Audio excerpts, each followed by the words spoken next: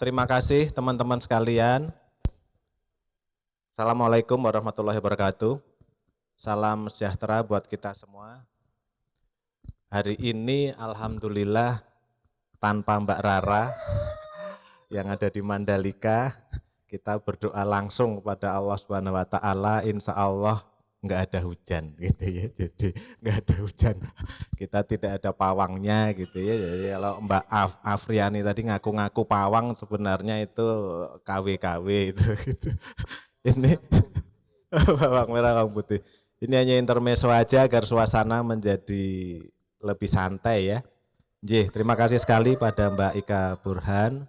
Saya sudah membacanya tamat Mbak komiknya, karena disodorin dulu sama istri suruh baca gitu ya. Pertama kali terima kasih, ini Mbak Ika Burhan adalah yang menerbitkan komik perjalanannya. Beliau adalah, kalau saya salah menyebutkan mohon dimaafkan, jadi beliau adalah pejabat di Balai Bentara Budaya Gramedia, ya salah satu pejabat beliau gitu ya. Jadi kenapa saya ceritakan demikian? Karena beliau itu membuat komik ini berdasarkan perjalanannya beliau. Perjalanan baik personal maupun kedinasan yang kemudian dituangkan dalam komik gitu ya, yang saya sudah baca seperti itu. Jadi ini sebenarnya sebagai pengantar yang menarik karena ini ada Mas Beng Radian, dia juga komikus. Tadi ketika awal adik-adik sekalian tadi ada yang ikut workshop komik, itu dikasih pengantar sama Mas Beng. Yang paling mudah untuk membuat sebuah cerita komik itu adalah ketika kita menceritakan keseharian dalam bentuk narasi cerita gitu ya, keseharian itu paling mudah. Jadi topik yang diambil itu paling mudah. Nah ini saya tercerahkan kembali oleh Mas Beng. Jadi gampang ya, jadi nggak usah nyari tema atau cerita yang macem-macem gitu ya. Jadi cukup dengan seperti itu. Nah ternyata itu juga dilakukan oleh Mbak Ika, perjalanan itu beliau melakukan catatan-catatan gitu ya, entah di mana, di memori, di komputer dan segala macam, kemudian dituangkan dalam bentuk gambar. Nah itu keren banget. Ini sebagai pengantar ya, jadi sekali lagi saya terima kasih Pala Kali Kreatif yang sekecil ini bisa dipercaya Mbak Ika Burhan untuk launching, semoga komiknya laku keras gitu ya, amin. Saya mewakili Pala Kali Kreatif bersama Mbak Aryokta dan tim gitu ya. Di sini tim juga komplitnya, ada Pak Anto, ada Mas Mandung, ada dan segala macam gitu ya. Pertama kali tadi saya puji syukur, kemudian yang kedua terima kasih Mbak Ika, terima kasih Mas Beng Radian, terima kasih Mas Tommy, Mas Tom Yam, yang ternyata saya kaget Mbak tadi. Kita sesama alumni dari dua universitas yang sama. Nah, sama-sama saya Mas. Gitu ya. Ternyata sama-sama ya. Jadi beliau dari UGM dan ISI, isinya nggak dilanjutin, saya juga sama, UGM dan ISI, tapi UGM-nya saya nggak lanjutin. Jadi lebih sombong saya ya Mas ya. Lebih sombong saya ya. Jadi saya UGM itu kedokteran hewan Mbak, nggak nyambung Mbak. Nggak nyambung. Jadi saya di ISI itu interior design. Saya sudah tidak muda lagi, saya angkatan 89, beliau baru lahir 98. 98 baru masuk di Jogja. Oke, terima kasih sahabat-sahabat saya yang baru yang sudah datang. Tadi Mas yang pertama kali harusnya dapat door prize tuh. Mas Al harus dapat door prize ya, itu pertama kali. Beliau hadir sekitar jam 11. Jam 11 sudah datang tuh. Itu luar biasa. Jadi ini teman-teman semua alhamdulillah pada hadir. Nanti kita bisa kenalan, mungkin secara sekilas sepintas adalah begini bagi teman-teman yang belum hadir. Kalau Mbak Afriani itu adalah owner, ownernya Ancol itu ya. Jadi Mbak V, Mbak Kondang itu udah lama jadi sahabat kita. Kalau yang belum tahu, kami ini berada di sini sejak tahun 2008. 2008, kemudian mulai berkegiatan 2008 juga. Jadi sebenarnya awalnya Pala Kali Kreatif itu dimulai tahun 2006 di Ciganjur, namanya dulu Ilalang. Langlang ya, Langlang itu numpang di salah satu lokal kelas di Sekolah Citra Alam Ciganjur. Selama 2 tahun di sana gitu. Kemudian pindah ke sini, kebetulan istri masih menjadi salah satu manajemen sekolah itu sampai sekarang. Kemudian ya karena nggak enak ya kita bikin sendiri ada di sini. Dan kebetulan saya seorang interior designer yang proyeknya design and build. Jadi saya sama istri cuma dikasih tempat sama teman-teman saya ini cuma sekecil ini gitu ya. Yang sebelah ini adalah workshop produksi. Workshop produksi, jadi saya punya konsultan interior ya. Mungkin sekilas seperti itu. Jadi kegiatan kita itu ada 3 pilar, kurang lebih 3 pilar biar kenal ya Mbak. Kalau nggak kenal maka tak sayang ya. Jadi kita ada 3 pilar. Satu adalah edukasi, kedua adalah kolaborasi, yang ketiga adalah produksi. Jadi produksi kaitannya dengan artwork dan aksesoris interior sama arsitektur gitu ya. Kalau edukasi tadi Mas Beng juga banyak bertanya, menginterview saya gitu ya, apa yang dilakukan gitu. Jadi kami itu ada kelas reguler yang dilakukan di hari Sabtu. Salah satu volunteernya, salah satu dosen tetapnya gitu itu ada Mas Wildan. Mas Wildan, iya, ada Mbak Mika Mili, ada Kak Indar, ya ada yang lain. Jadi itu ada kelas regulernya. Kalau kelas kita alhamdulillah sejak 2021 pandemi belum usai, itu setiap minggu pasti ada 1 atau 2 kali kunjungan. 1-2 kali kunjungan dari sekolah-sekolah, termasuk minggu kemarin di hari apa Mas Widal? Senin, Selasa, Rebo ya? Senin, Selasa ya? Itu ada 300 orang, kemudian hari Senin lagi ya Kak Ari ya, jadi Senin juga ada 300 orang. Kita sering bahkan sekitar sebulan yang lalu itu ada kunjungan kurang lebih 40 orang dari Semarang. Jadi melakukan residensi di sini semalam, kemudian berkegiatan sehari di sini, edukatif di sini dari Semarang. Jadi ini sudah sangat sering sekali kami melakukan itu. Bahkan kegiatan seperti ini juga sudah cukup sering. Pernah ada pameran tunggal dari karyanya si yang itu Mbak Ari yang Tangerang itu ya, siapa tuh namanya? Ya, dan yang lain. Jadi kita pengen kolaborasi juga termasuk dengan para seniman, seni rupawan, termasuk arsitek sama desainer. Jadi kami pengen ini menjadi sebuah komunitas. Komunitas itu tidak harus ujungnya uang, tidak. Tetapi ujungnya adalah kita kebersamaan, silaturahim, apapun yang kita harus kerjakan, yang penting positif itu yang kita lakukan. Mungkin sekilas itu dulu, jadi jualannya terlalu lama. Jadi saya sadar itu lama, tapi saya harus lakukan biar mengenal kami gitu ya, mengenal kami. Jadi acara selanjutnya saya serahkan kepada Mbak Ika, tapi sebelumnya Mbak Ari, tolong maju ke depan dulu, nanti foto bersama terus langsung moderatornya Mas Tommy ya, Mas Tommy. Jadi adalah launching buku komik. Buku komiknya ada, oh ini, oke. Ini ya, Mbak Ika boleh maju ke depan dulu dong Mbak Ika. Ini artisnya ya, ini Mbak Ika Burhan. Kamuflase ya, ini anak flexing ya Mbak.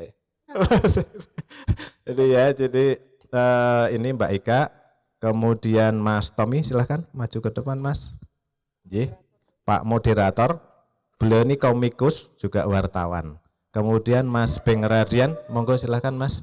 Jadi Mas Tommy ini ya biar mengenal ya, beliau malu mungkin mengenalkan diri, kalau saya nggak malu-maluan. Beliau adalah alumni arsitektur, kemudian jadi komikus, kemudian beliau sebagai wartawan, kemudian katanya sekarang beralih menjadi penerbit. Jadi yang nerbitin buku ini adalah beliau. Betul ya Mas ya? Keren. Jadi ini Mas Tommy. Kemudian Mas Beng Rahadian, ini juga komikus, komiknya sudah banyak beredar di Palakali, gitu ya. Jadi beliau adalah seorang dosen dan sekarang kalau nggak salah kaprodi ya Mas ya. Ya, kepala program studi desain komunikasi visual di Institut Kesenian Jakarta di IKJ. Gitu ini Mas Beng Rahadian. Jadi kalau buka di IG-nya dan segala macam, wah bertebaran beliau-beliau ini. Kalau saya sih enggak, gitu ya. Baik. Saya rasa itu Mbak Ari maju dulu ke depan biar difoto dulu. Ya, ini sebenarnya di balik layarnya kegiatan Palakali Kreatif itu bukan saya, tapi Mbak Ari Okta. Nggih Mbak Ari Okta, kalau saya hanya penggembira saja, katanya saya harus diminta untuk membuka opening speech saja gitu ya. Kalau yang lain lebih tahu, lebih detail apa itu segala macam, itu Mbak Ari ya, Mbak Ari. Jadi Mbak Ari ini alhamdulillah dia sebagai pekerja kreatif, juga sebagai seorang seni rupa wanita, temannya Mbak V, Mbak Afri segala macam gitu ya. Kalau yang belum sempat ke atas itu pamerannya masih ada di atas, di lantai 2 galeri gitu ya. Jadi mungkin sekilas seperti itu. Monggo bagi yang punya IG segera follow Palakali Kreatif. Follow Mas Beng Radian, follow Mbak Ika Burhan, follow Mas Tommy Tian. Gitu ya Mbak Ari ya. Sebelum kita serahkan Mbak Ari silahkan ngasih sambutan singkat saja. Dari saya itu ya, terima kasih banyak. Mohon maaf lahir batin apabila kurang berkenan kami dalam menyambut teman-teman sekalian. Semoga bisa dinikmati acara hari ini sebagai penyemangat kita yang tentu saja hari ini masih dalam suasana yang kita harus waspada terhadap COVID, tapi semoga aja kita sehat walafiat. Saya alhamdulillah seminggu ini baru terbebas dari itu Mbak V. Wah luar biasa. Saya Dandi baru bebas dan sudah negatif alhamdulillah. Wah luar biasa. Jadi Allah memberikan saya satu pengalaman kena si paman kron itu luar biasa. Paman kron ya, Omikron itu luar biasa. Alhamdulillah. Alhamdulillah. Jadi kira-kira gitu ya Mbak Ria. Mohon maaf lahir batin. Acara langsung saya over ke Mas Tom Den. Silakan Mas Tom. Oke baik, selamat sore Mas, Mbak semua, Bapak Ibu semua.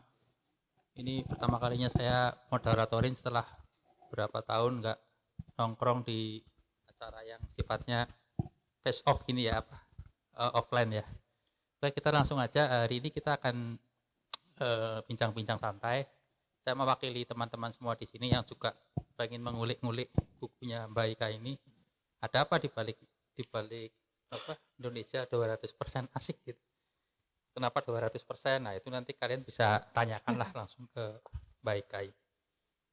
Mengenai para yang nanti mengisi ini mungkin nanti perlu dikenalin lagi nggak? Nggak usah. Nggak usah deh.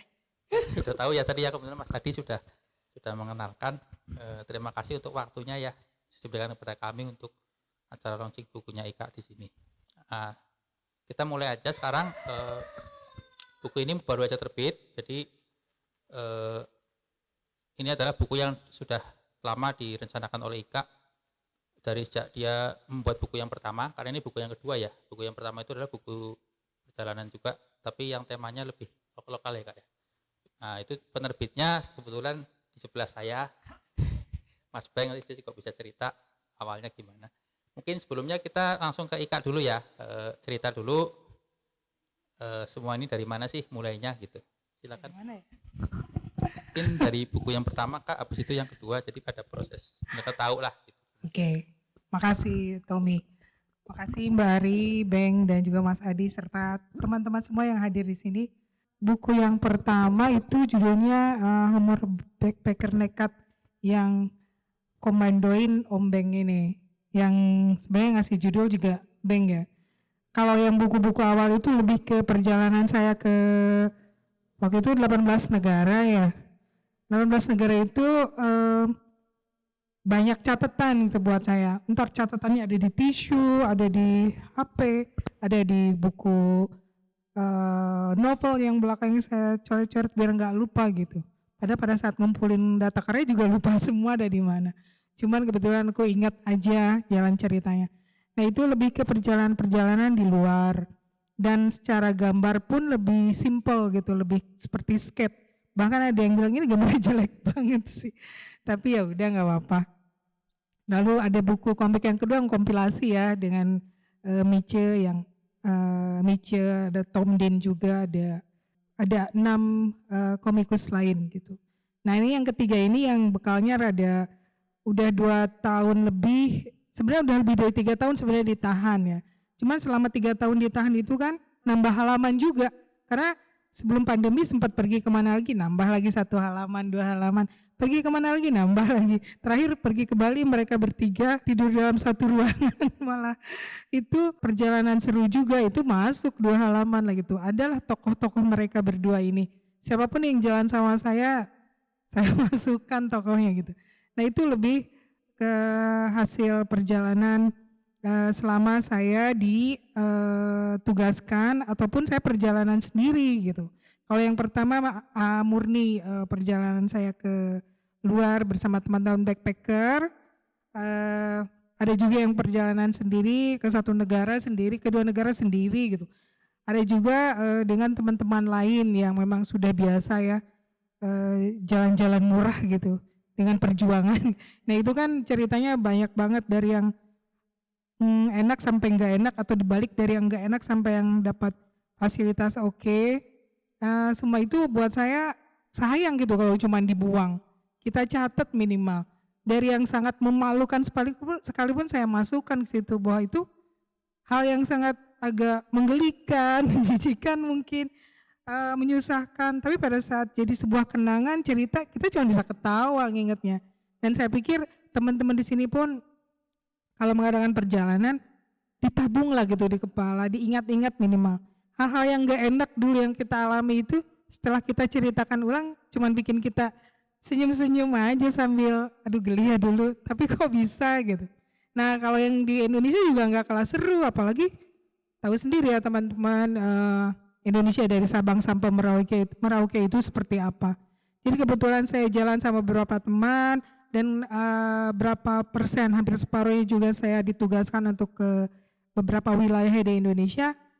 Banyak juga pengalaman-pengalaman konyolnya, yang lucunya, yang bagusnya itu semua saya kumpulkan. Lalu ngobrol-ngobrol dengan Tom Din, ngobrol dengan Beng dulu, masuk, tunda lagi, masuk, tunda lagi. Selama ditunda itu ya saya simpen terus ceritanya nambah gitu. Nambah, banyak banget saya dapat masukan dari Beng dan Tom Din, terutama Tom yang munculnya Indonesia 200% asik juga ini tantangan-tantangan Tommy juga gitu. Udah bisa dianggap konsultannya aku lah gitu. Dengan cara ngeluarin buku ini yang self publishing karena ada kendala-kendala dengan publisher gitu ya. Saya konsultasi dengan mereka berdua. Aku terbitin sendiri aja deh, dikawal oleh logo penerbitanmu ini yang bisa mengukuhkan aku gitu. Akhirnya berbekal nekat dan foolish, akhirnya nekat ya haruslah. Akhirnya begitu tamu keluar bukunya. Makasih. Oke, luar biasa sekali pengalamannya ya. Nah, sekarang kita mau dengar, ini kalau ada mau pertanyaan nanti dikumpulin dulu ya, mau ada komentar juga kita semua kesempatan ngomong dulu, nanti baru pertanyaan bisa ditanyakan. Sekarang kita ke Mas Beng nih, sebagai apa yang memberikan pengantar ya di bukunya Ika ini yang baru, mungkin dia bisa memberikan pengalamannya dan ya ilmunya lah bagaimana membuat komik gitu kan, mungkin bisa dibagiin ke teman-teman di sini. Ya silakan Mas. Ya, makasih Tom. Pertama selamat ya buat Ika sudah menerbitkan satu buku yang kita semua bisa melihat ini sebagai contoh yang baik. Bagaimana mendokumentasikan perjalanan. Karena kalau tidak ada pandemi, pariwisata kita tetap jalan dan bagus. Nah ini memang problemnya pandemi ini seperti mengistirahatkan kita. Nah ketika 3 tahun orang dipaksa tidak bisa kemana-mana, kemudian Ika menerbitkan buku ini. Jadi bagi kita ini seperti sebuah pengingat gitu. Bahwa ada satu masa di mana kita bisa kemana-mana gitu ya. Dan kemudian ini satu bentuk kerinduan gitu. Kerinduan kalau pandemi selesai kita bisa melakukan seperti ini. Jadi ini satu posisi lain dari kehadiran buku ini. Selain dari menceritakan bagaimana bagusnya perjalanan. Kan kalau dulu orang melakukan perjalanan untuk kegiatan ekonomi atau misionaris gitu, kemudian juga kolonialisme gitu ya. Kalau sekarang ketika teknologinya memungkinkan, perjalanan itu menjadi sangat personal, menjadi kebutuhan bukan hanya keluarga tapi individu gitu, tiap orang gitu. Nah, kita juga tahu bagaimana peta dunia itu dibuat, geografi itu tercipta karena perjalanan dari orang-orang. Misalnya Ibnu Battuta gitu. Dia melakukan perjalanan keliling dunia dan dia mencatat perjalanannya itu, kemudian itu menjadi sejarah gitu. Sejarah dunia gitu. Bahwa di sini ada Mesopotamia, bahwa di sini ada Asia, ada Cina dan lain-lain gitu. Dia mencatatkan itu. Nah, sekarang di era yang sudah modern, peta dunia sudah bisa difoto gitu ya. Kita masih melakukan perjalanan itu untuk mencatat perkembangan dari tempat-tempat yang kita tuju. Karena budaya itu kan berubah terus. Jadi kita bisa melihat catatan perjalanan orang dekade terakhir dengan dekade sebelumnya itu pasti berbeda. Jogja yang sekarang itu berbeda dengan Jogja 10 tahun lalu atau 20 tahun lalu. Kita mungkin bisa lihat Malioboro yang sekarang gitu ya. Keadaannya kayak apa. Juga tempat-tempat lain gitu yang sudah dikunjungi kemudian membuat orang ingin mengunjungi ke tempat itu. Nah, bagi orang visual seperti Ika gitu ya, visual dan naratif gitu. Jadi bisa menggambar dan bisa menceritakan. Nah, ini satu usaha yang bukan usaha lagi tapi sudah bentuk hasil dari usaha yang bisa dicontoh oleh banyak orang. Kita mencatatkan perjalanan kita meskipun itu sepele, tapi pada suatu hari itu jadi sejarah. Kita bisa melihat jenis makanan, bagaimana makanan itu disuguhkan, bagaimana sumber makanan itu seperti laron misalnya. Bagi sebagian orang tidak percaya kalau laron itu bisa jadi peyek. Tapi bagi satu daerah itu sudah jadi makanan dan bagi yang belum tahu itu jadi tahu gitu. Bisa jadi 10 tahun kemudian itu punah makanan itu kan. Kita tidak tahu, maka setiap orang wajib, bukan wajib sih, perlu gitu mencatatkan apa yang dia temukan gitu. Karena itu menjadi catatan peradaban. Meskipun satu orang yang bikin, karena dia berkontribusi kepada perkembangan zaman ini gitu. Apalagi sekarang kita sudah era media sosial ya, kita sudah bisa saling menginfokan. Memang masalah terbesar dari pariwisata adalah orang datang ke situ hanya untuk foto di Instagram gitu. Nah, maka dengan adanya buku ini berbeda gitu. Menceritakan perjalanan itu bukan untuk datang dan merusak atau bukan hanya untuk foto saja tapi untuk mencari makna. Makna bagi yang melakukan perjalanan juga bagi yang tidak bisa melakukan perjalanan dan dapat informasi dari buku ini. Saya rasa itu posisi yang penting kehadiran buku-buku seperti ini. Dan itu sudah dilakukan oleh Ika dan saya sih berharap banyak yang melakukannya lagi dengan bentuk visual ya. Visual itu kan bisa foto, bisa video dan lain-lain. Tapi kalau kita bisa gambar, gambar. Karena ini dugaan saya, menurut saya. Ketika Ika melakukan proses menggambar ini, dia melakukan perjalanan 2 kali. Jadi perjalanan pertamanya, kemudian ketika di rumah dia menggambar lagi, dia melakukan perjalanan lagi melalui imajinasinya. Melalui memorinya. Jadi akan berulang terus dan ini teringat. Saya rasa itu kelebihan dari orang-orang yang menggambar karena dia bisa mengingat, atau orang-orang visual ya, karena dia bisa mengingat momen itu dengan garis.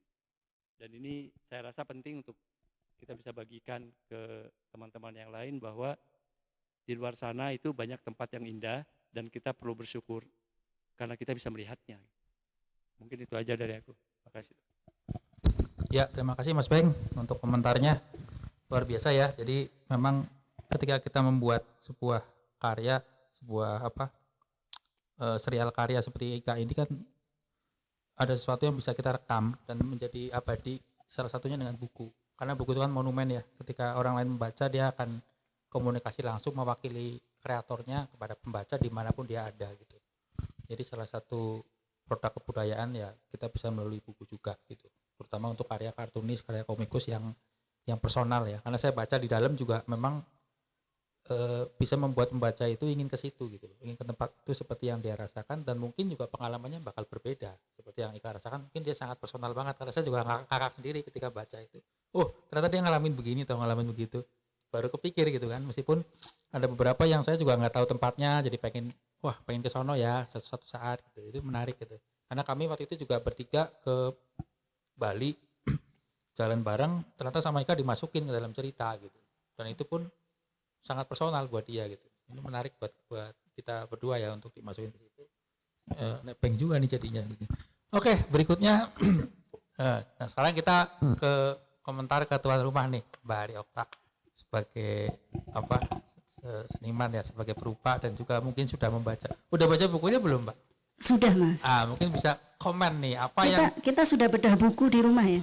Udah ya, udah dibedah ya, udah dibuka-buka covernya, udah tanya-tanya. Mungkin bisa berkomentar tentang bukunya Mbak Ika bagaimana, mungkin bisa memberikan semacam komentar-komentar yang mungkin Mbak Ika sendiri mungkin nggak pikirkan gitu, nggak terpikirkan gitu. Silakan. Ya, terima kasih Mas Tom, sekali lagi selamat Mbak Ika ya, dan selamat. Terus kemudian saya juga bahagia banget ini ada Mas Tom, ada Mas Beng, ini kan pakar-pakar maestro semua ya di dunia cerita. Di dunia jurnal visual gitu.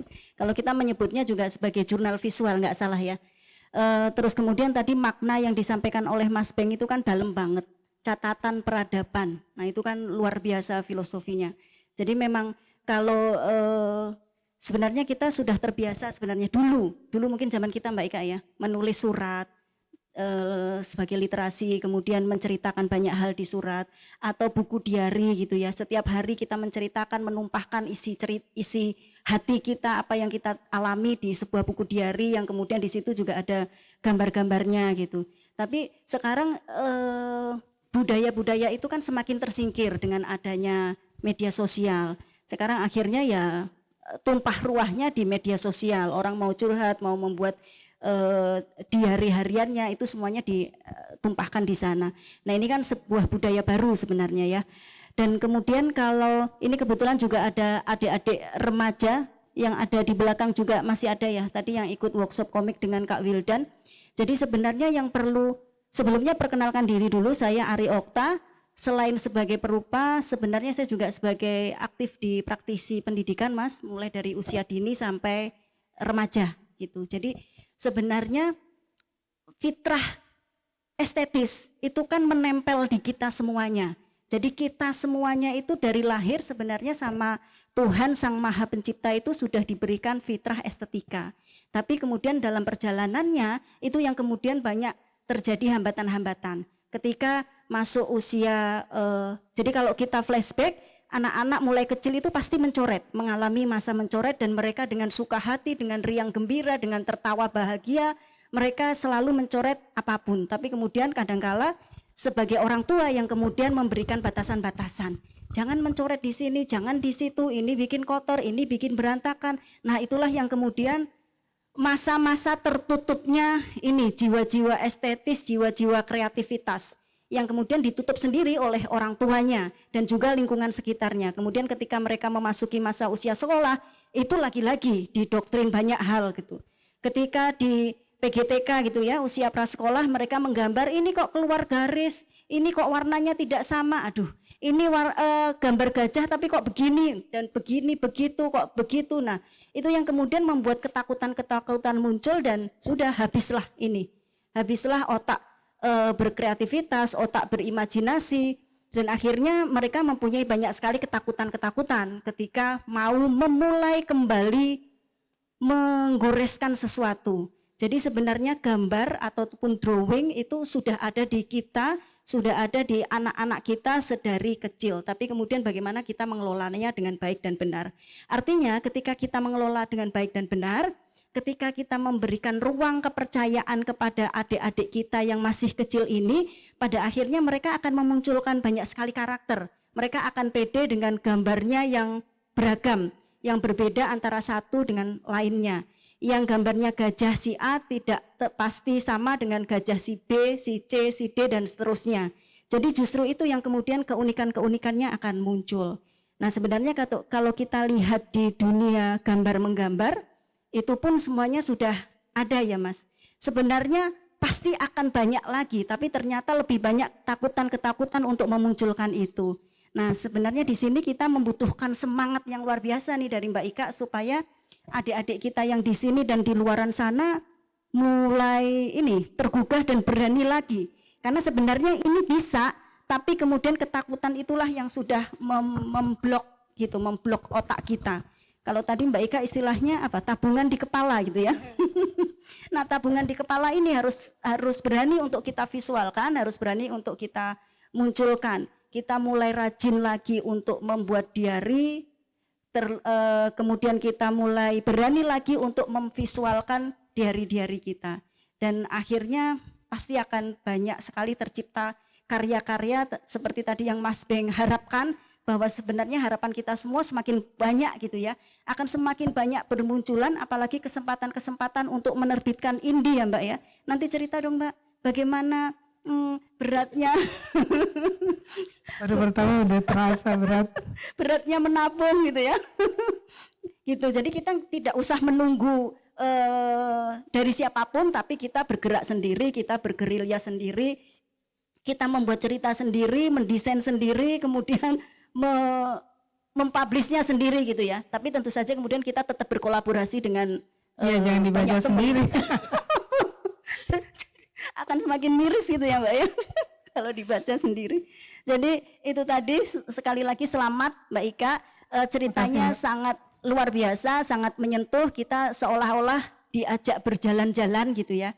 Jadi kita menjadi kepo gitu, menjadi kepo, ingin pergi juga ke sana melihat apa di sana, dan kemudian kita merekam dengan versi kita gitu. Jadi akan semakin asik sebenarnya kalau kemudian kita punya rekaman-rekaman yang tentu saja ininya berbeda ya, cerita story-nya akan berbeda-beda. Itu Mas Tom, terima kasih. Ya, terima kasih Mbak Ari komentarnya. Wah, luar biasa ya, pendidikan anak. Saya jadi ingat dulu waktu saya kecil, soal gambar menggambar, memang ada orang tua yang punya mindset di kepala, apa seni rupa itu harus begini, warna harus begini ya. Itu kadang-kadang dari kecil memang harus dibebaskan ya Mbak ya. Dulu saya pernah gambar di bantal buat tidur itu. Tadinya saya bingung, emang boleh kamu gambar aja orang tua saya. Bahkan kecil pun saya bukannya dilarang baca komik, tapi disuruh jualan komik. Karena bapak saya agen koran ya, dia jualan buku di stasiun, dia jualan buku komik Batu Gareng itu. Saya bawa ke sekolah, saya jual tuh komik. Jadi dibuka kebebasan seluas-luasnya untuk berkarya. Ya kira-kira itu dari Mbak Ari komentarnya ya buat kita semua. Nah sekarang kita ada nggak yang mau berkomentar dari Mbak Mas semua yang di sini? Ada yang mau menambahkan atau mau nanya-nanya gitu? Nah loh, dari Pak Adi selaku tuan rumah dari Pala Kali.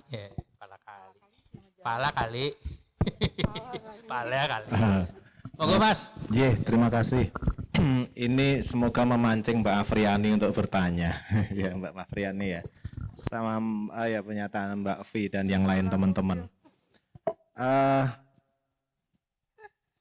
Saya mewakili orang yang tidak bisa menggambar gitu ya. Jadi saya seorang interior designer tapi nggak bisa nggambar. Artinya gambar figur itu saya nggak bisa Mas Beng. Jangan dicemburutin dulu Mas. Jadi saya gambar figur itu nggak bisa gitu, dan saya nggak mau untuk bisa gitu ya. Artinya bagi teman-teman tadi sebagai prakata dari Mas Beng segala macam, monggo nanti dicerahkan buat teman-teman kita semua. Ketika kemudian pingin ya kalau zamannya sekarang menurut saya dunia digital itu akan bermakna dan akan menjadi sebuah influence atau menjadi sebuah motivasi ketika apapun itu ada narasinya gitu ya. Jadi kekuatan narasi itu menjadi penting, menjadi sangat eksklusif buat sebuah karya visual. Jadi ada narasi gitu ya. Nah, kira-kira untuk Mbak Ika, mungkin saya pengen tahu latar belakang, apakah awalnya memang sudah bisa menggambar, nah kan kira-kira gitu ya, yang kemudian perjalanannya sampai seperti sekarang gitu ya. Kemudian dengan menerbitkan komik ini, apakah ada tujuan tertentu yang pengen dicapai oleh Mbak Ika? Jadi mungkin ini adalah salah satu serial pertama, apakah yang kedua nanti akan ada lagi dan selanjutnya, apakah ada kemudian sesuatu kepuasan tersendiri tertentu yang kemudian berkarya ini? Gitu Mbak. Jadi ini ada dua pertanyaan, yang satu untuk Mbak Ika, satu untuk Mas Beng gitu ya. Sebenarnya untuk penguatan, kira-kira adalah penguatan teman-teman yang tadi ikutan di workshop Mas Beng. Jadi agar kemudian ketika membuat komik itu narasinya kuat gitu ya. Dan itu memang benar-benar apakah ada kaidah dan segala macam, kira-kira gitu. Terima kasih. Iya silakan, dua pertanyaan untuk masing-masing. Oke. Pembicara dari mana dulu nih? Mau Ika dulu apa Beng dulu? Oke, Ya, Ika makasih dulu, silakan, Kak. Mas Adi. Apakah awalnya bisa menggambar? Seingat saya waktu belum umur 5 tahun, kata almarhum mama saya sama bapak saya tuh, kebetulan bapak saya baru meninggal sekitar 40 hari yang lalu. Jadi sebenarnya buku ini surprise buat beliau, tapi ternyata buku ini sampai satu hari setelah bapak saya meninggal gitu. Jadi mudah-mudahan ya sempat sih buku ini datang, saya sama sekali nggak semangat gitu ya. Ngeliat 1.000 buku datang ke rumah, saya dingin aja, nanggepin, nggak loncat-loncat girang gitu. Nggak yang waduh akhirnya buku saya selesai. Orang ini untuk hadiah beliau gitu ya. Lalu saya ingat orang tua saya bilang, saya dari kecil menghabiskan 1 buku gambar 1 hari. Tebalnya buku gambar sekitar 2 cm. Berarti itu tebal banget. Jadi ada tetangga saya yang punya warung jualan buku gambar yang ngebeli khusus keluarga saya gitu. Dia beli 1 pak, 1 dus gede, tapi habisnya hanya sama keluarga saya. Semua satu keluarga itu nggak ada yang ngajarin, tapi otodidak semua menggambar. Saya seperti Tom Dean menggambar dimanapun sejak kecil tuh. Saya masih ingat waktu SD saya menggambar di buku textbook, buku yang ada ini Budi itu loh ya. Semua bukunya yang ada ruang-ruang kosong full, sampai saya disuruh berdiri di depan kelas karena ini buku kenapa dicoret-coret. Jadi saya sering dihukum karena bukunya dicoret-coret. Waktu itu kenapa ya dihukum ya buku dicoret-coret. Lalu saya juga pernah dilaporkan guru ngaji. Jadi guru ngaji itu ngelihat saya ngegambar di buku 2 orang telanjang, padahal maksud saya itu kayak Adam dan Hawa gitu. Saya nggak tahu kenapa saya nggak pakein baju itu gambar, namanya juga masih kelas 3 SD kalau nggak salah ya. Lalu saya dilaporin ke bapak saya gitu, bapak saya manggil saya kenapa gambar ini, ya nggak tahu, nggak bisa jawab. Cuman ingat aja ada cerita Adam dan Hawa makan apel, terus katanya nggak pakai baju di situ, ya itu namanya anak bukan heran, menangkap capture picture-nya tuh kayak gitu ya memorinya. Dan itu terus lama-lama 1 koper penuh dengan kertas-kertas gambar yang entah kemana gitu. Kalau nggak salah sih kehujanan terus dibuang sama mama saya. Tapi emang dari kecil sekeluarga gambar, kemudian meningkat pakai pewarna, cat air, lalu meningkat pakai adik saya lebih dulu malah pakai cat minyak, kemudian saya beralih ke akrilik. Komik ini penjebaknya adalah beliau gitu. Jadi saya waktu itu memoderatori berapa kali launching buku ya Bang ya, dari Akademi Cendana Art Media ya, dan Akademi Samali. Berapa kali mereka launching, aku diminta moderatorin lah gitu. Lama-lama Bang bilang, lu kan ngegambar, lu ngelukis, lu sering jalan-jalan juga karena gak bikin buku. Nggak, males ditagih deadline, saya bilang gitu. Katanya Pak Simon Chandra waktu itu yang ownernya Cendana Art Media bilang, terserah lagi deadline-nya, terserah kamu, pokoknya serahin, kalau udah siap serahin gitu aja. Dan begitu lihat dia langsung, gue sih oke, kata beliau gitu, gue setuju, oke, kontrak aja. Wah itu ya, waktu itu yang komik pertama, tantangan dari Beng. Tom Dean pun banyak memberi saya masukan, terutama kalau saya lagi ikut ilustrasi internasional. Dari yang Nora katro banget, gambar nggak nyambung antar tema dengan gambar, nggak bisa menuangkan misi atau visi ke dalam gambar itu sendiri. Tapi kemudian lama-lama dengan konsultasi dengan beberapa kartunis yang udah ngetop, salah satunya Tom Dean, saya banyak dapat masukan. Nah di komik ini mereka berdua pengaruhnya besar. Dan lama-lama saya pikir selain melukis, bikin patung dari tanah liat, kalau saya kayaknya jadi edik juga untuk bikin komik ini. Apalagi sekarang saya terbitkan sendiri gitu ya. Tidak melalui penerbit konvensional, tapi didukung oleh penerbitnya Jokersin, Sindikat Indonesia, ownernya Tom Dean. Jadi saya rasa ini peluang buat saya, tantangan.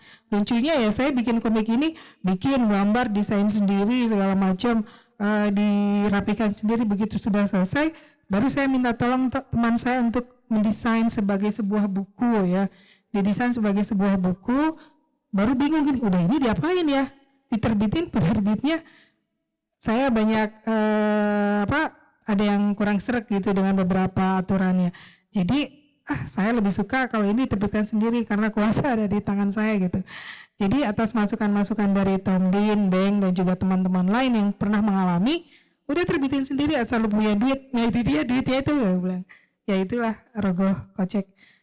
Jadi begitu Mas Adi dan teman-teman, mulai dari bisa gambarnya sampai proses terjadinya buku ini. Gitu tuh. Oke, berikutnya tadi pertanyaan sudah jawab ya Mas Adi ya. Mungkin sekarang dari Beng mau menanggapi yang dari pertanyaan Mas Adi tadi. Silakan.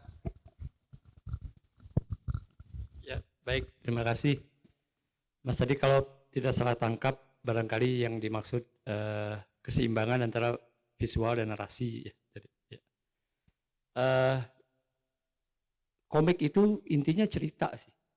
Jadi gambar itu nomor 2. Cerita apa dan bagaimana menceritakannya, itu kuncinya.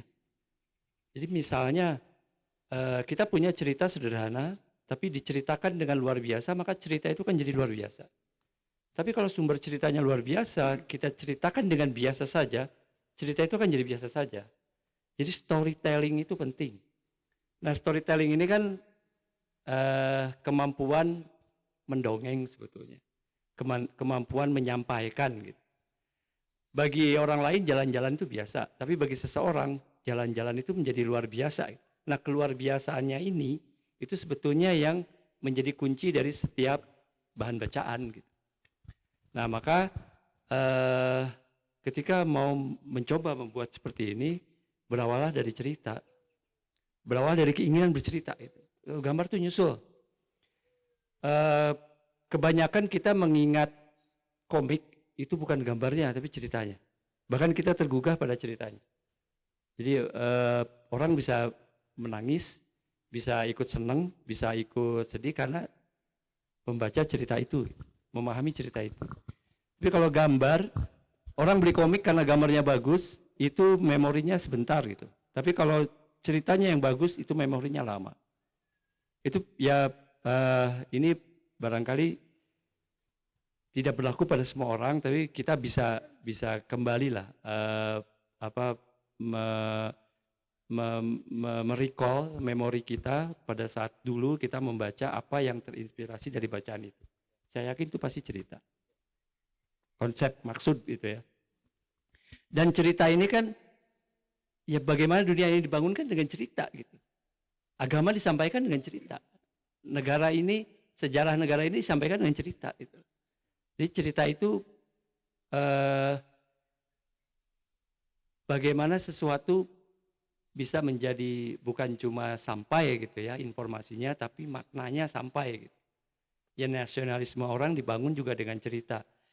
Bambu runcing gitu kan, itu kan cerita sebetulnya kan. Bukan bambu runcingnya, tapi bagaimana bambu runcing itu dipergunakan, diceritakan gitu fungsinya gitu. Jadi cerita itu saya rasa lebih utama dari sebuah komik. Ya belajar gambar belakangan lah. Menyusul lah itu gambar itu. Bisa bagus, bisa tidak. Saya sebagai pengajar saya sering menemukan orang-orang yang memang mau menggambar dulu gitu loh. Nah, gitu. Jadi dia kesulitan ketika capek menggambar, dia bingung mau ngapain. Tapi orang-orang yang punya kemampuan bercerita, gambarnya bukan jelek sih, tapi belum seperti yang diharapkan ya. Kalau tadi kan apa yang ada di kepala, gagasannya itu tidak sampai secara visual gitu ya. Tapi itu menyusul gitu ya, meskipun hanya statement, tapi itu menggugah. Itu bisa. Ini saya mau ceritakan satu komik terbitan Gramedia tahun 2000-an awal gitu, 2006 atau 2005. Yang gambar itu namanya Rosalind B. Penfold. Itu nama samaran. Itu judul bukunya Love Me Better. Iya. Jadi si Rosalind itu dia mendapat kekerasan seksual dari pasangannya. Jadi saking traumatiknya dia nggak bisa ngomong. Gitu. Jadi dia datang ke terapis, diem gitu ya, ditanya nggak bisa jawab. Begitu pahitnya pengalaman dia. Kemudian diberikan kertas sama si terapisnya. Itu prosesnya lama. Tapi dia menggambar, mulai menggambar, dan ternyata yang dia gambarkan itu memory calling-nya itu. Jadi pengalaman pahitnya itu digambarkan. Dia nggak perlu ngomong tapi gambar. Dan itu bentuknya itu jadi komik. Gambarnya biasa aja. Setelah komik itu selesai, dia bisa ngomong. Dan sekarang dia jadi motivator. Betapa kuatnya pengaruh gambar bukan pada orang yang membaca, tapi pada yang mengerjakan gitu. Jadi ada stress release gitu, ada trauma healing dari menggambar itu. Dan itu fungsi yang real dari sebuah pekerjaan gitu ya. Jadi memang kita tidak bisa memaksa orang untuk menuturkan sesuatu, ya salah satunya dengan gambar itu. Dan itu saya rasa itu yang dialami secara natural oleh anak-anak itu. Jadi anak-anak itu kan mulai menggambar itu sebetulnya ketika dia tidak bisa bercerita gitu. Dia mengemukakan gagasannya atau pikirannya dengan gambar itu. Dan itu saya rasa kita kembali kepada cerita itu. Nah kemudian ke teknis sekarang. Ketika membuat komik. Antara gambar dan teks. Ya memang kita harus berdamai, harus saling tawar-menawar. Kalau sudah digambarkan tidak perlu diceritakan. Kalau sudah tidak perlu dituliskan. Kalau sudah dituliskan tidak perlu digambarkan gitu. Itu aja, deal antara itu aja. Antara teks dengan gambar gitu. Karena gambar itu kan mewakili teks. Ada efek estetik yang kita harapkan muncul dari pembaca itu dari gambar gitu. Dan jika dituliskan itu tidak sampai. Tapi ada juga yang memang disampaikan dengan teks. Gambar tidak sampai. Jadi memang saling ini aja, saling tawar-menawar aja gitu. Tapi tidak perlu mengulang-ulang lah apa yang sudah dituliskan digambarkan lagi gitu. Atau yang sudah digambarkan dijelaskan lagi. Pembaca sudah cukup pintar gitu. Maka si penggambar itu bagus atau tidak bagus, dia harus percaya diri kalau gambarnya itu dipahami orang kan. Maksudnya kan berkomunikasi gitu dengan orang lain. Mungkin itu aja dari saya, Mas Adi. Terima kasih. Wah, keren sekali. Gimana Mas Adi? Saya kira sudah cukup clear dan saya jadi ingat tadi komiknya siapa Rosari itu, jadi penasaran. Saya belum pernah nemu tuh komik. Masih ada nggak, Bang? Mungkin dari Umur berapa ya dia ya waktu bikin itu? 2008. itu Maksudnya masih remaja atau udah? Oh. Tidak, ini pengalaman yang menarik menurut saya. Komik itu memang karya budaya itu ya, buku. Dia bisa punya pengaruh kepada kreatornya, juga punya pengaruh kepada pembacanya gitu. Entah bisa menginspirasi untuk berkarya lagi untuk hal-hal yang dia tekuni ya, atau bisa menjadi catatan historis juga, ya, rekaman jejak gitu.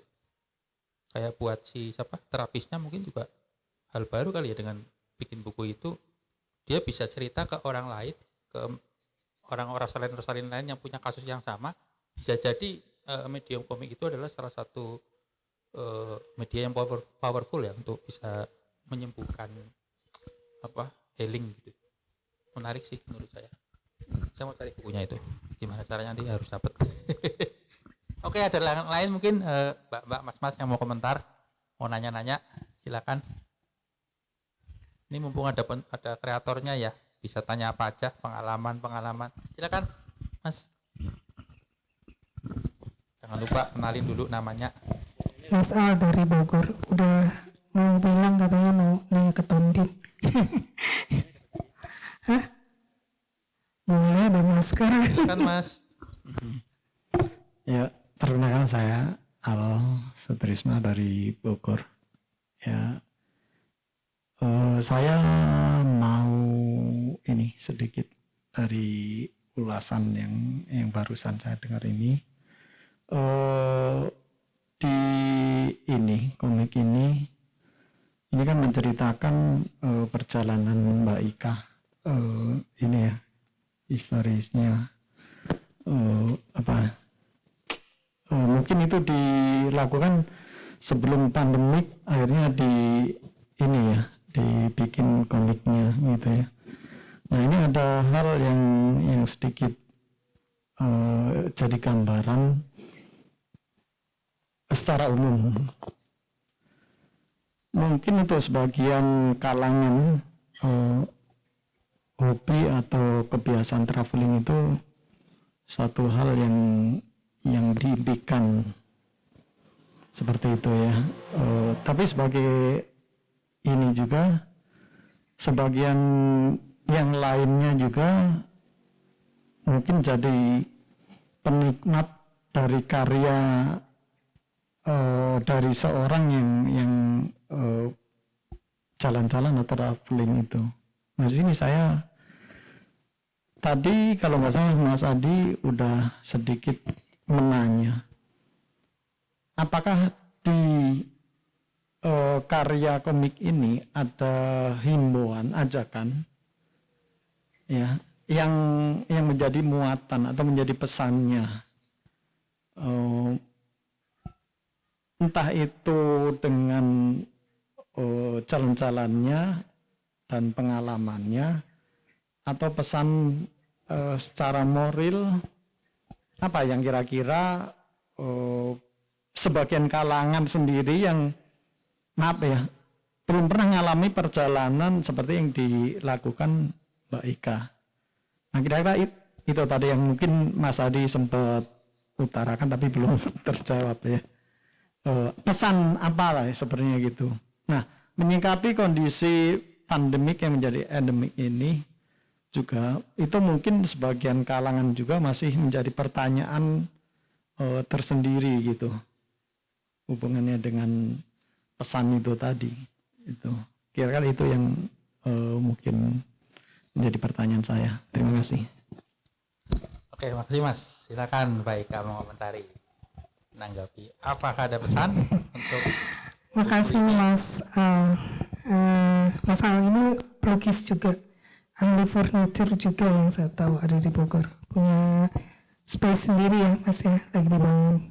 Suatu hari saya kira bakal seperti yang Mbak Ari punya di sini. Amin. Jadi begini Mas Al dan teman-teman, waktu saya jalan itu saya nggak kepikiran bikin buku, jalan aja karena saya pikir saya punya kesempatan bagus, privilege gitu ya, karena saya bekerja di Bentara Budaya, Kompas, Gramedia.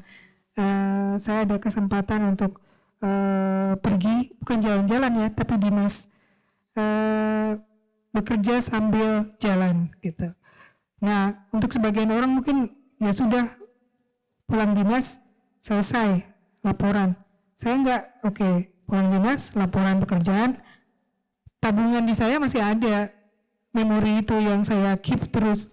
Dan itu kan sudah dari lebih dari 5 tahun lalu, enggak, itu dari awal saya, kalau dilihat dari bukunya kan itu pada saat saya perjalanan kemana itu udah lebih dari, bahkan ada yang 15 tahun, itu saya keep ceritanya, bagaimana saya melakukan hal konyol, hanya karena nekat ingin ini, ingin itu, ya nekat pengen motret sesuatu waktu perjalanan pribadi, sampai saya jatuh sendirian, gak ada yang lihat, nyaris nyemplung ke jurang, tapi saya hanya pegang pohon jagung yang tumbuh di tepi tebing itu. Saya nggak bilang aja sama keluarga, kalau nggak boleh keluar lagi gitu. Itu saya selamat di situ, tapi saya nggak bisa bilang sama siapapun. Waktu saya pergi kemana, ternyata jalan runtuh, bos saya udah bilang pulang. Apa pulang? Dikit lagi, 1 kota lagi. harus muter. Ya udah saya nekat muter aja, muternya bukan muter gini, muter naik pesawat dulu kemana, 1 hari lagi baru ke, ada tempatnya udah tinggal 1 jam 2 jam di depan hidung. Jadi itu kejadian-kejadian yang buat saya kelihatannya pada saat saya melakukan itu udah lewat aja.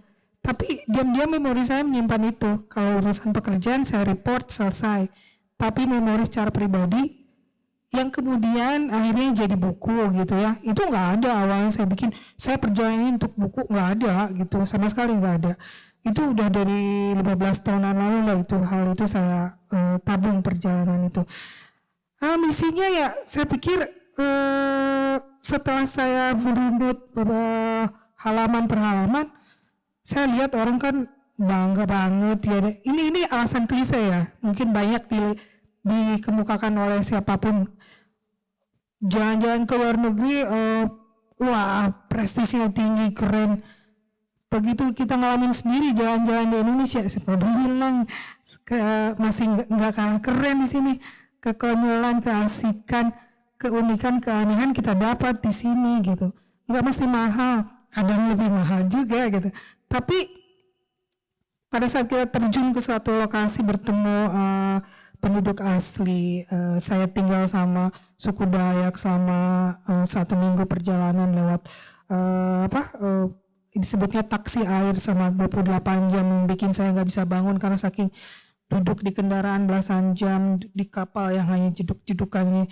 Lalu saya dihadapkan pada sebuah upacara yang bikin saya merinding dan saya pikir saya harus mematuhi semua itu gitu. Jadi dengan lokal-lokal jenius sama kearifan-kearifan lokal setempat itu nggak mungkin saya buang begitu aja. Secara otomatis saya simpan gitu. Jadi saya berharap suatu hari ada teman-teman setelah membaca saya, gue juga pengen dong ke tempat yang kamu bilang. Saya harus bersaing dengan foto, ya nggak? Orang komikus itu kalau komik perjalanan ya, saya nggak bisa bersaing dengan foto. Foto bisa mengungkapkan tanpa harus ada teks sebanyak-banyak, jegrek foto indahnya alam, indahnya suatu gedung, indahnya suatu musim, langit warnanya biru gradasi, laut gradasi. Saya gambarin di komik hitam putih gimana. Ngobrol-ngobrol juga sama Tom Lin, ada lah trivia itu. Saya tulis di situnya, biru muda, biru tua. Karena nggak saya warnain. Jadi untuk mengungkapkan sebuah komik perjalanan mungkin beda dengan sebuah komik-komik superhero hasil imajinasi segala macam. Saya nggak bisa ngarang gitu.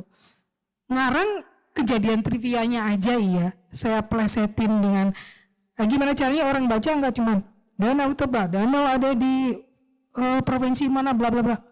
Udah gitu aja. Jadi saya harus cari trivianya bagaimana. Bahwa saya ada di Danau Toba tanpa harus saya menyebutkan itu Danau Toba, ya kan? Saya tidak perlu menyebutkan warnanya Danau Toba seperti apa, tapi gimana caranya saya harus bersaing dengan foto itu aja. Dan nggak bisa bersaing sama foto, ya udah saya bikin versi saya sendiri dengan gaya saya. Dan saya pikir komik travel, orang kan sudah banyak juga bikin komik-komik, bukan bikin tulisan perjalanan, blog segala macam. Kayaknya yang buat komiknya belum nih. Ya udah, orang bisa perjalanan kemana dituntun oleh suatu blog tentang perjalanan. Oke, sudah banyak. Dituntun dengan gambar visual sekaligus, ada nggak? Oke, kita coba gitu. Dan saya pikir dengan gambar itu, dengan tuturan cerita itu, siapa tahu ada teman yang datang, teman yang akhirnya ingin tertarik jalan-jalan di Indonesia juga ke tempat yang saya tuju dengan kekonyolan yang sama mungkin, atau mendapat pengalaman-pengalaman asik yang sama gitu. Jadi jalan-jalan keren itu kan nggak cuma ke luar negeri, di dalam negeri jauh lebih seru juga. Gitu aja sih, Mas Al. Thank you.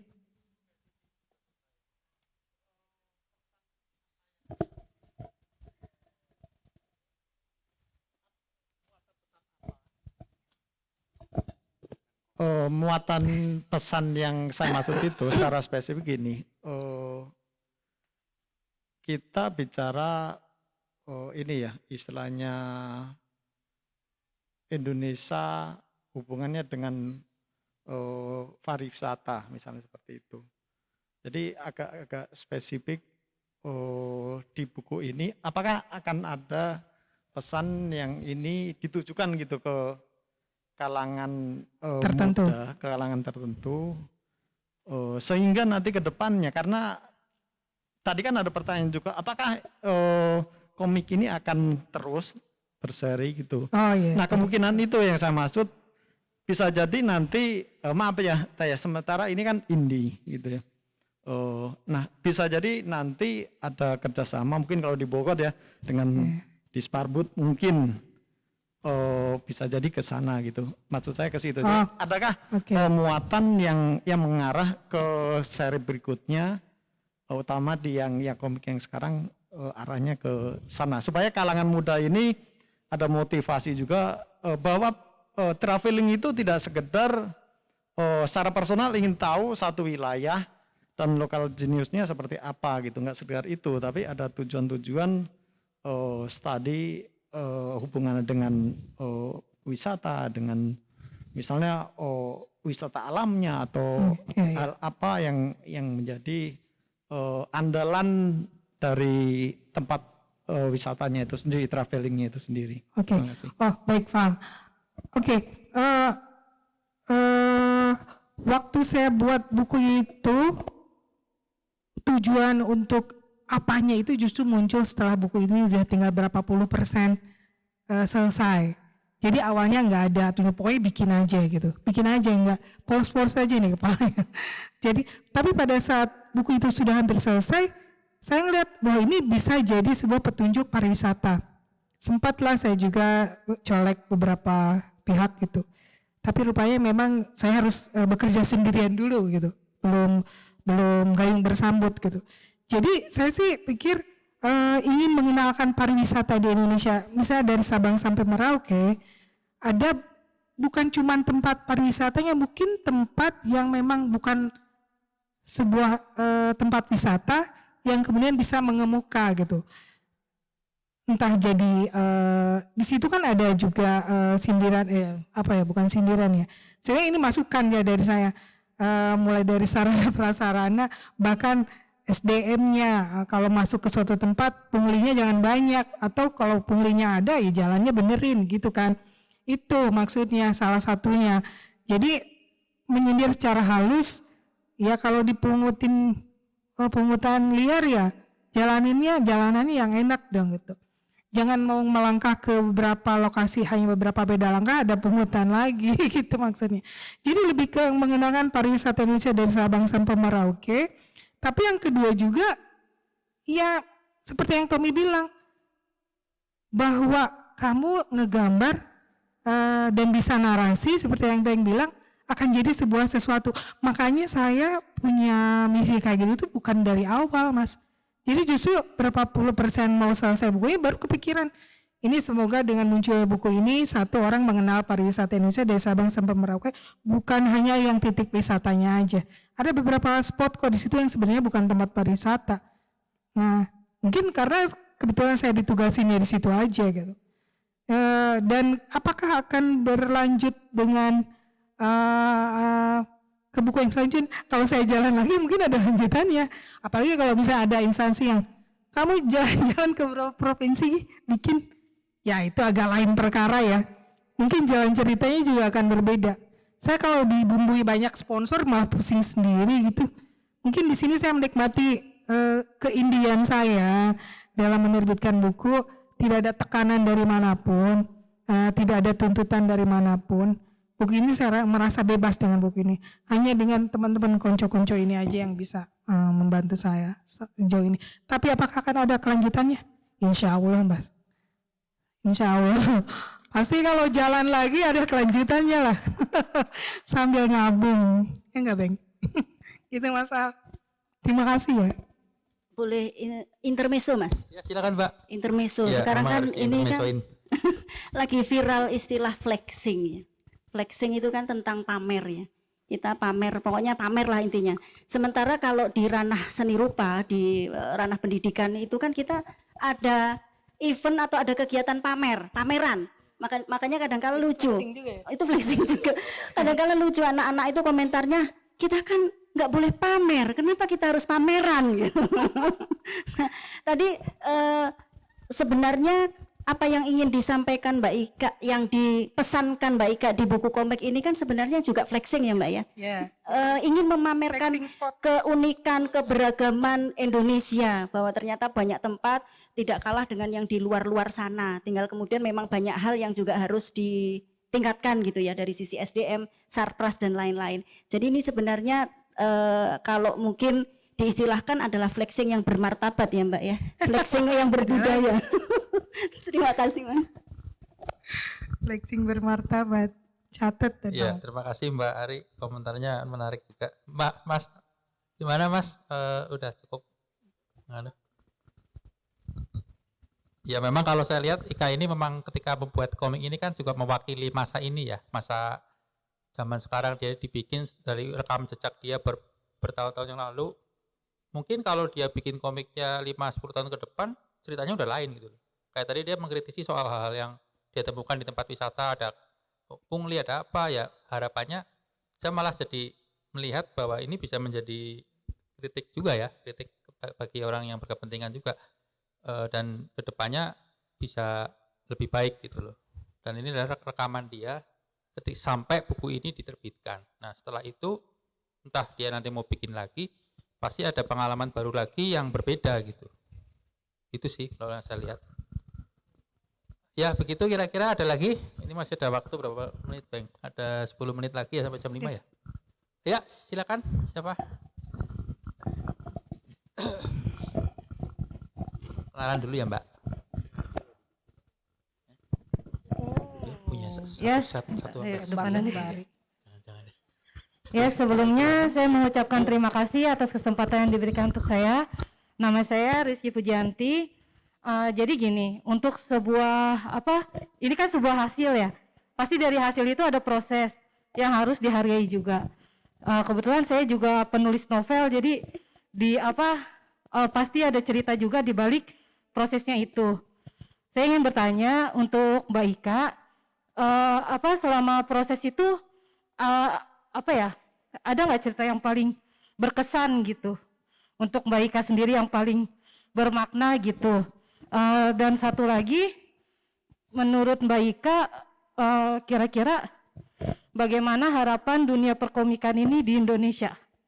Gitu. Terima kasih. Terima kasih Mbak. Tadi Mbak siapa Mbak? Rizky.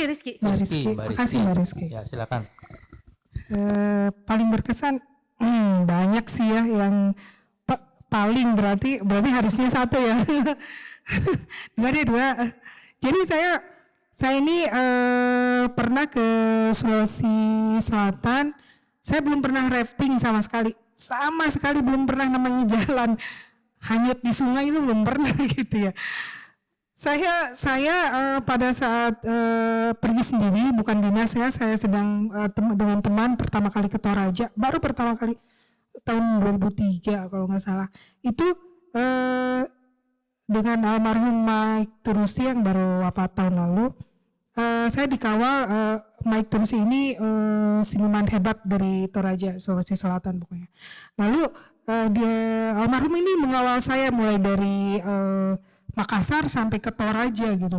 Tiba-tiba karena dia bersahabat baik dengan putra Toraja asli itu yang juga seorang rafter terkenal, Mas Agus Sandra, yang bawa Reza Artemevia dan almarhum Azimah Said waktu itu rafting dalam pernikahan mereka.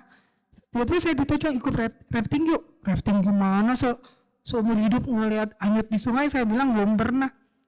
Saya pikir cuma kalau rafting tuh naik mobil turun di sungai jalan gitu ya. Ternyata enggak kan. Begitu saya sampai ayo ikut, kok naik mobil? Kirain ada sungai di belakang penginapanmu. Enggak, kita perjalanan dulu. Oke lah. Nggak tuh ya, jalan 1 jam dengan mobil yang turun naik sampai mogok, akhirnya mobilnya diam di tempat dan kita jalan kaki. Terus udah jalan naik gitu, udah tinggi-tinggi naik, suruh turun lagi ke bukit sebelahnya. Tadi kita barusan naik, kenapa suruh turun? Ya sungainya di bawah. Jadi saya harus ke balik sungai, balik bukit itu, turun. Saya bilang, aduh saya capek banget ya. Kayak tajam banget turunannya, sangat-sangat tajam, sampai turunnya tuh nggak begini, saya pegang rumput di depannya mundur gitu. Terus kata Mas Agus Samba dan teman-teman yang sudah biasa rafter, semuanya rafter, saya doang yang bukan. Terus bilang pilihannya cuma dua Mbak, naik lagi ke tadi, ke bukit ke atas lagi, lalu ke mobil yang mogok tadi, atau turun sekalian. Ayo udah deh turun. Begitu turun, disuruh doa dulu. Pada serius sih, gitu ya, karena disuruh doa ya. Ya udah, pakai helm, harus pakai helm ya.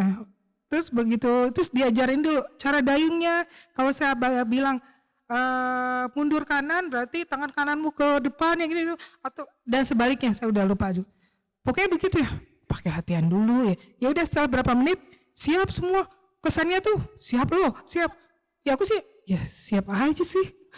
Sotonya siap aja jawab. Begitu naik baru 5 menit pertama saya salah satu yang jujuritan nggak jelas gitu ya.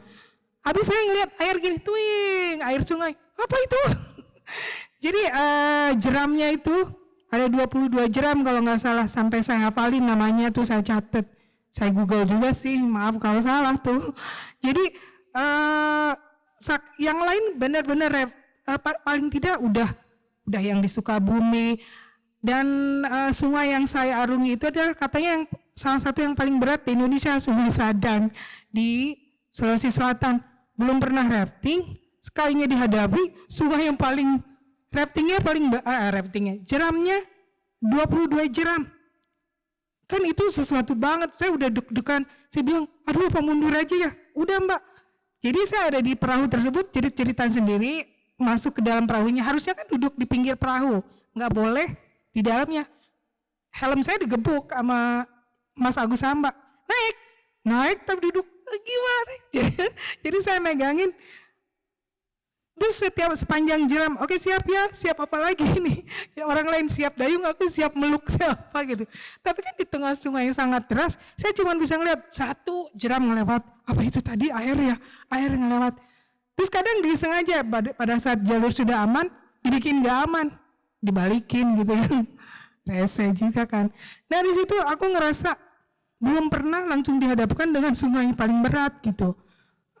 Begitu udah selesai, si Mas Agus sama nanya, udah pernah kan rafting? Belum.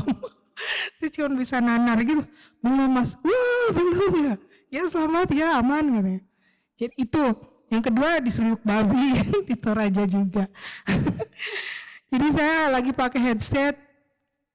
Saya menuju sebuah upacara Rambu Solo, itu upacara kematian sana kan udah jadi salah satu objek wisata. Kebetulan teman saya ini kan teman di Toraja ini banyak sekali kenalannya dengan teman seniman saya. Jadi pada saat saya ke sana dikasih tahu, ayo Bu, kita ke Toraja ada upacara Rambu Solo. Turis sudah banyak. Untuk menuju ke upacara itu teman saya di belakang, saya pakai headset jalan kampung. Saya cuma ngedengar, ada yang ngejerit-jerit gitu. Tahu-tahu jeduk, saya ngeguling ternyata saya diseruduk babi gitu ya. Saya bilang, kan tadi diteriakin, awas ada babi lari, babi kabur. Udah nyusup duluan ke pohon bambu gitu. Jadi saya banyak hal-hal yang kayak gitu. Misalnya saya mandi di sungai, ternyata ada yang ikut mandi gitu ya, apalah sesuatu kotoran. Itu hal kayak gitu. Aduh, mak cuci lagi gitu ya. Itu apalagi kalau saya dihadapkan pada sebuah upacara di Kalimantan Timur, upacara penerimaan tamu, bahwa saya diterima di sebuah kampung, di kampung suku Dayak. Saya deg-degan gitu, kok saya dengar cerita dari sana sini, magicnya tinggi, tapi pada saat saya sudah diupacarakan, dikasih mantra-mantra, memang kayak seperti keluarga. Akhirnya saya sampai ke rumah, main keluar masuk ke rumah tante ini, tante itu saya manggil, karena kebetulan saya bareng dengan kepala suku gitu. Jadi rasanya seperti anak kepala suku, kayak diangkat anak sama kepala suku gitu. Dikasih nama Dayak juga, namanya Buring. Ya. Itu katanya nama cewek-cewek di sana yang bagus gitu. Jadi sampai gigit golok segala macam dinarin udah gemetar. Tapi begitu upacara selesai, saya tanya itu mantra tadi apa gitu. Diterjemahkanlah sama kepala suku. Kuatlah engkau sekuat besi dan selentur bambu, sedingin besi tapi bla bla bla gitu. Itu ramalan intinya menguatkan dan hilangkanlah semua kutukan bla bla bla, kayak gitulah isinya. Sesudah itu secara psikologis saya ngerasa tenang. Tapi untuk menuju ke beberapa hal tersebut, ya tentu aja nggak disengaja ya. Jadi mana yang paling berkesan? Semuanya. Habis biarpun disuruh milih paling ya semuanya ngena gitu. Jadi pada saat saya ceritain lagi, seperti yang Beng bilang tadi, jalan-jalan lagi nih kepalaku gitu.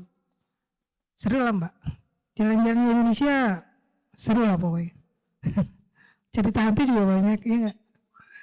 Mungkin nanti harus kerjasama sama Trio Hantu bikin cerita hantu Nusantara lagi ya.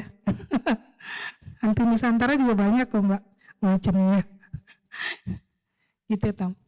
Tadi ada pertanyaan kedua ya tadi ya? Yang Yang kedua mana? apa tadi? Harapan untuk dunia komik. Oh iya, harapan untuk perkembangan Wah, dunia perkomikan Apa ya di Beng? Indonesia. Kayak yang tahu perkembangan dunia komik mereka berdua nih. Harapan Kak, harapan. Tuh. Ya harapanku sih bahwa komik nantinya nggak cuman komik travel, komik superhero, komik ibu-ibu rumah tangga, pengalaman ibu. Oh ya, saya sedang masih storyboard sih bahwa akan buat lebih ke komik gibah ya. Jadi isinya tentang kehidupan sehari-hari, entah ibu rumah tangga. Itu tuh bisa diulik.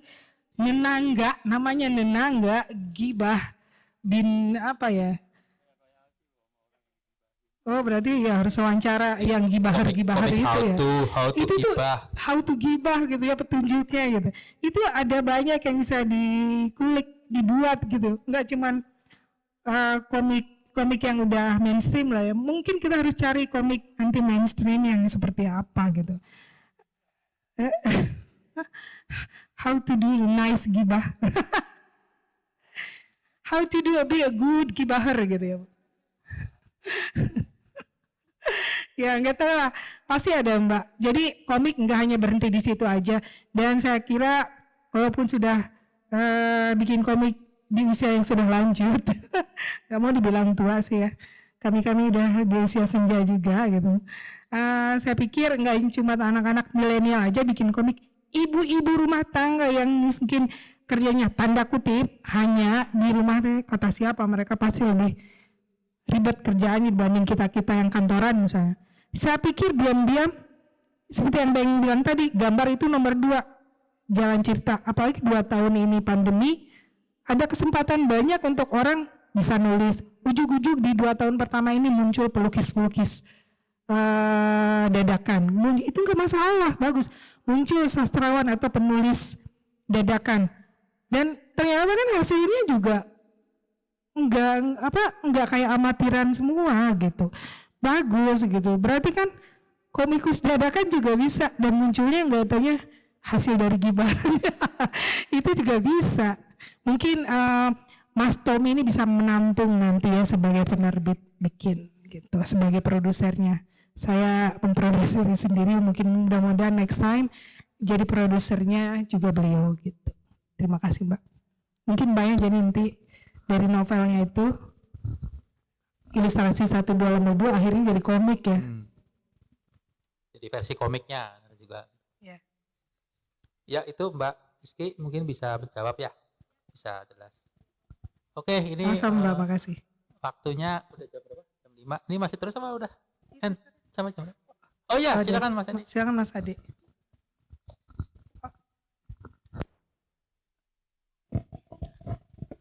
Buat saya tiada hari tanpa belajar. Jadi kata Saya Mas pikir setiap hari tanpa gibah. kata Mas Menteri kan MBKM ya Mas ya. Jadi merdeka belajar, belajar merdeka. Jadi hari ini saya belajar banyak kan, ini di luar dunia saya gitu ya. Walaupun saya penikmat komik tapi di luar dunia saya. Terima kasih Mas Al. Jadi ternyata tadi ada pertanyaan saya yang belum dijawab ya. Jadi ternyata sudah dijawab ya. Terima kasih Mas. Jadi frekuensinya udah nyambung Mas. Jadi nanti kita kolaborasi ya Mas ya, furniture ya. Masih ditembak ini. Ini kalau dalam dunia arsitektur atau interior gitu ya, yang saya jalanin sekarang itu ada beberapa gaya gitu ya. Kalau orang bilang ada mahdab gitu ya, ada industrial dan segala macam, ada kontemporer dan segala macam. Nah, dalam dunia komik apakah ada itu? Mahdab, jadi mahdab penyampaian komik. Jadi sekarang itu kan kalau saya lihat ada secara ilustrasi ada yang visualisasinya itu ada yang abstrak, ada yang ya figurnya Sederhana persis, juga ada yang enggak, atau yang itu tadi ada dua yang harus diperjelas oleh para komikus ini. Apakah ada mahdab gitu ya? Jadi bagaimana cara menyampaikan sebuah narasi ke dalam sebuah produk komik? Itu yang pertama. Yang kedua, apakah ada mahdab-mahdab tertentu gitu ya? Kalau saya dengar kan pasti ada ya, pasti ada. Jadi tentu saja kalau seorang komikus yang otodidak pasti tidak punya pengetahuan itu, tapi secara tidak langsung dia melakukan itu sebenarnya. Nah, secara teori yang akademis ya Mas Beng, mohon dijelaskan Mas, karena saya pengen tahu banyak. Barangkali inspirasinya adalah begini, ketika Mbak Ika di umur yang masih muda ini membuat komik. Yang disebut Pak. Ya, ini bisa jadi saya juga pengen juga bikin kan gitu ya. Iya, Oke, itu dia. terima kasih Mas. Itulah salah satu Pertanyaan misinya. ke Mbak Ari adalah minuman dan makanan boleh diambil ya? Oke.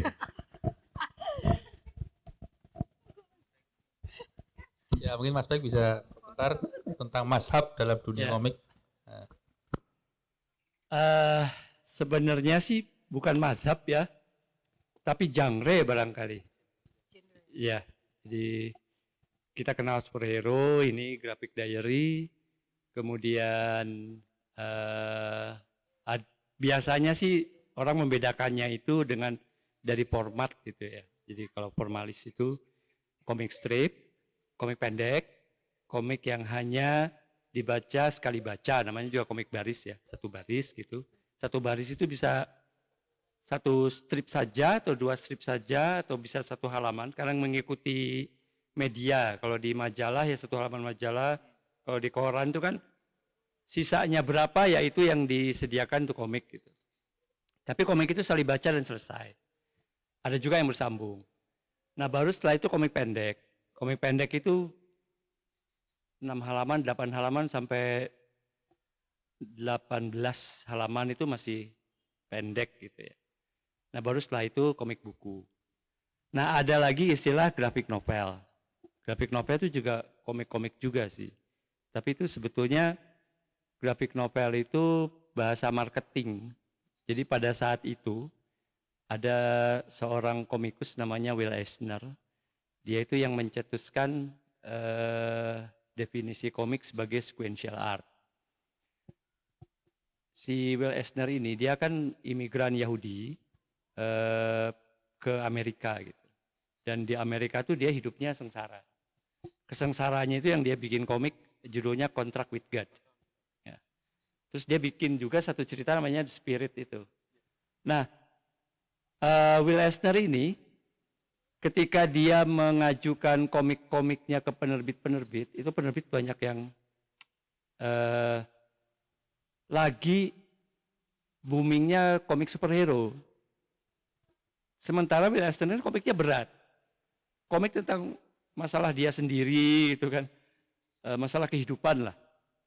Akhirnya dia jualannya ke penerbit itu bilang begini. Komik saya ini bukan komik tentang orang-orang yang berpakaian warna-warni dan isinya big book doang. Jadi itu untuk mengkritik komik-komik superhero. Nah, maka dibuatlah istilah marketing novel grafis. Padahal isinya komik-komik juga. Nah, dari situlah muncul satu pemahaman bahwa kalau novel grafis itu berat. Gitu. Masalahnya itu mendalam gitu. Jadi bukan entertain saja, itu bukan light. Jadi orang baca komik novel grafis itu bisa ikut stres gitu dia.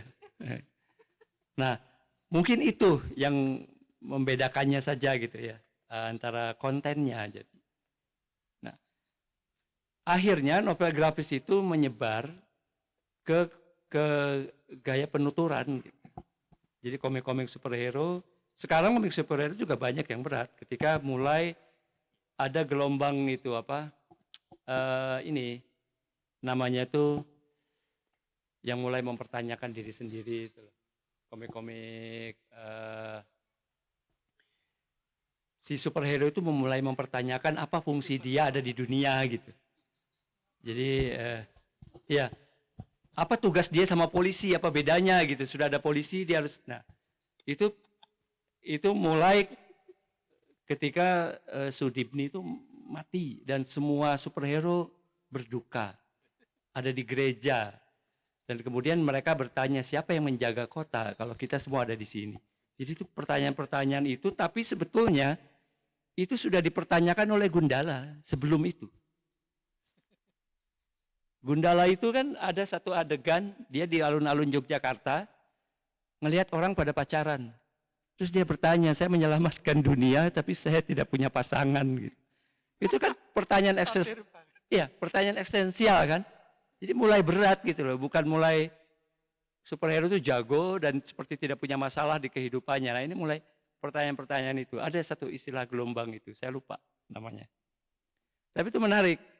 Nah akhirnya banyak komik-komik yang berani. Jadi misalnya Marjane Satrapi. Ketika revolusi Islam di Iran, dia termasuk yang keluarganya itu sekuler kan. Jadi dia menolak Ayatullah Khomeini, menolak mullah itu kan. Pergilah dia ke Perancis. Nah perjalanannya itu sendirian dia. Perjalanannya itu menyakitkan. Tapi digambarkan dalam bentuk kartun. Itu perempuan dia, Marjane Satrapi itu. Dia sampai terlunta-lunta, sampai sakit dan lain-lain gitu. Nah itu kategorinya sudah novel grafis, meskipun gambarnya itu lucu. Karakter anak-anak, naif-naif gitu gambarnya. Dan kadang-kadang juga ada diceritakan dengan lugas gitu ya, dengan santai gitu. Tapi itu perjalanan hidup seorang Marjane Satrapi gitu, untuk mempertahankan prinsip keluarga gitu. Nah akhirnya muncullah itu semacam genre, jadi bukan mazhab, genre aja gitu untuk novel grafis itu. Termasuk yang tadi saya ceritakan, Love Me Better itu juga begitu. Masalah yang tidak dipecahkan oleh superhero, tapi dipecahkan oleh dia sendiri. Dan itu masalah berat kan. Gitu. Nah ini sudah banyak yang begitu, ya termasuk graphic diary ini. Jadi kita mengklasifikasikannya dengan genre saja sih, bukan mazhab. Kalaupun mau mungkin gaya visual. Gaya visualnya ada yang naturalistik gitu ya. Dia menggambarkan dengan benar anatominya, ada yang kartun, ada yang ya macam-macam lah. Jadi tidak ada. Atau begini, mungkin kecenderungan pasar. Jadi misalkan Eropa, Amerika, dan Jepang itu sudah bisa dibedakan gitu. Dari karakter visualnya, cara bertuturnya barangkali itu mendekati istilah mazhab itu ya. Tapi saya rasa kalau konten bisa sama saja. Kalau Amerika kan superhero-nya itu dia punya idealisme bahwa menyelamatkan Amerika sama dengan menyelamatkan dunia gitu kan. Jadi punya pride superpower itu. Kalau Jepang kan dia lebih humanis gitu. Contohnya misalnya kenapa komik-komik Jepang banyak diterima di Indonesia itu karena humanisnya itu. Misalnya cerita Doraemon gitu. Itu kan futuristik. Tapi si Nobitanya itu dia bukan hero. Dia itu kan pemalas. Tapi dia bisa menjadi tokoh di situ. Mana ada di Amerika komik yang populer, pemalas kemudian menjadi superhero, kecuali yang anti-hero. Atau komik-komik kartun. Jadi Nobita itu menjadi darling gitu, disukai karakternya gitu. Karena kemalasannya itu. Dan tapi dia itu adorable gitu. Nah itu kan hal yang sangat sulit. Mungkin selain itu ada Shinchan. Shinchan itu kan ya badung, punya kecenderungan seksual gitu ya. Dia itu kecil-kecil, bandel gitu ya. Tapi dia adorable. Nah saya mau cerita sedikit ini, saya pernah ceritakan juga sih. Ketika kita mengenal Shinchan itu bandel, badung gitu ya, nakal gitu. Tapi ada satu adegan yang menggugah. Jadi Shinchan itu belajar bikin surat sama ibunya. Ibunya bikin surat, dia ikut bikin surat. Terus waktu ibunya tanya surat untuk siapa, dia nggak mau jawab, ditutup. Dikirim pada siapa, dia nggak mau jawab juga. Akhirnya Shinchan yang kirim ke box itu, pos itu ya. Berapa hari kemudian datang surat ke rumahnya Shinchan. Surat itu untuk ibunya dari Shinchan. Isinya, Shinchan sayang mama. Itu kan sangat humanis. Jadi di kita kan kenal dengan istilah, kalau wayang itu kan abu-abu. Baik dan buruk itu ada di satu orang. Filosofi timur juga ada yin yang gitu ya. Baik dan buruk ada di satu orang gitu. Kalau di Amerika baik banget gitu. Seperti tidak ada buruknya, seperti superhero. Kalau ini kan enggak. Jadi dari kecil diajarkan bahwa setiap anak itu dia punya kelebihan dan sekaligus punya kekurangan gitu. Tapi yang disampaikan di komik Shinchan itu kelebihannya dia dengan dia begitu sayang sama ibunya itu seperti menghapus semua kenakalan Shinchan pada saat itu. Iya. Tapi kan itu humanis loh. Itu setiap orang punya loh, itu kan. Rasa sayang dan bandel pada satu orang itu ada gitu. Nah itu saya rasa filsafat sih. Filsafat yang mendasari dari negara di mana buku itu muncul atau penulis itu muncul. Eropa juga sama kan, komik Tintin, Asterix itu kan komik-komik yang penjelajahan gitu. Patungnya Hidung Sphinx itu kan rusak karena Obelix gitu kan. Obelix lah yang menemukan Indian gitu. Atau Tintin gitu, dia udah sampai kemana.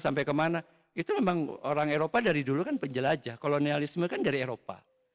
Gitu. Jadi terlihat latar belakang. Nah pertanyaannya, Indonesia punya apa? Apa yang mau disampaikan orang Indonesia pada dunia dengan komik? Nah itu yang kita masih cari. Jadi itu terkait dari pertanyaan, apa harapan komik Indonesia? Ya kita menyampaikan gagasan kita yang mendalam itu pada dunia. Apa yang kita bisa lihat dari Indonesia, dari komik-komik yang banyak itu. Kita bisa mengeneralisir, oh komik Indonesia begini. Cara berpikirnya begini. Ya sebetulnya kan pertanyaan esensial superhero itu sudah ditanyakan oleh almarhum Pak Hasmi di Jogja dengan Gundala gitu. Itu sudah contoh yang bagus betapa kita humanis gitu. Meskipun secara visual kita meniru The Flash gitu si Gundala itu kan. Tapi pertanyaan itu kan datang dari Pak Hasmi sebagai orang Jogja, sebagai orang Indonesia. Yang tahu posisi diri, tahu untuk apa saya ada di dunia gitu, untuk apa saya ada gitu. Jadi ini sebetulnya harusnya kita bisa dapat gitu. Dari Indonesia ini komikus-komikus itu harus terlihat. Jadi kita punya jati diri. Itu Mas Adi, mohon maaf kalau tidak. Ya, demikianlah komentar dari Mas Beng ya. Mungkin ini sudah waktunya untuk close. Mungkin saya bisa memberikan sedikit tambahan. Komentarnya Beng ini memang sangat berguna ya Mas Adi ya. Moga-moga bisa menjadi inspirasi. Kalau saya pikir memang setiap orang punya hak untuk bikin komiknya sendiri. Jadi bukan karena skillnya terus dunianya nggak komik, enggak sih. Saya pikir siapapun bisa, dan itu dipengaruhi oleh apa yang ingin dia sampaikan gitu. Apa yang mau dia sampaikan dan itu entah nanti mau menjadi apa, ya kan yang penting ada tujuan utama yang mau dia sampaikan kan. Dengan segala macam gaya style segala macam. Saya cuma sedikit cerita pengalaman saya. Saya bikin komik perjuangan ya, nasionalisme tentang pada kemerdekaan 45, judulnya Komando Raja Wali. Itu juga dengan riset beberapa tahun itu dengan tim juga. Nah, yang saya bingung itu ketika komik itu terbit, ada satu profesor dari Jepang yang datang ke penerbitnya minta rights-nya untuk dibeli untuk diterbitkan di Jepang. Padahal komik itu perjuangan bangsa yang notabene sudut pandangnya dari kami dari Indonesia ya, yang melihat Jepang itu kejam karena mereka mengambil sumber daya. Terus saya tanya, loh kenapa kamu diterbitin?